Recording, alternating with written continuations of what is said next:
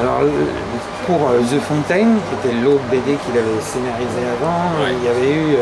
enfin, c'est arrivé à être une BD par accident, on va dire. Oui, oui, c'était un peu compliqué, je crois. Là, c'est pas le cas. Là, c'est un peu différent, mais je dirais que c'est une autre expérience. Je sais pas exactement tous les détails de l'opération dans The Fountain, mais finalement, ce sera un peu, le résultat sera un peu le même, puisqu'il y aura une BD et puis il y aura un film. Tout porte à croire qu'il y aura un film, parce qu'ils sont en train de le produire avec Paramount.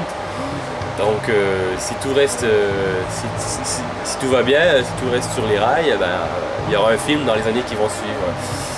Donc, il y aura les deux en parallèle. Le film n'est pas commencé. Pas commencé. Quand j'ai rencontré Kitty Williams, il me disait que c'était... voilà que...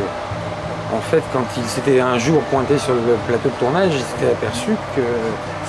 Eh bien, il y avait plein de trucs de sa BD qui étaient accrochés un peu partout.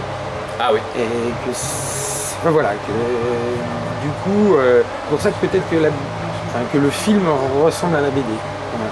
Oui, dans le cas de Fountain. Mais ils l'ont fait en même temps aussi, je crois. Hein. Je crois qu'ils ont fini le film pendant que Kent Williams finissait la BD.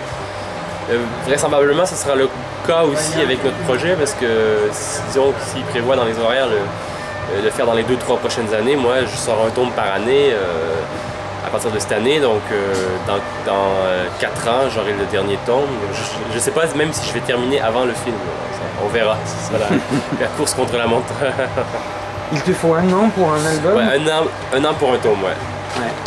C'est des tomes assez longs aussi, hein. C'est plus de 60 pages chaque tome, donc c'est assez costaud.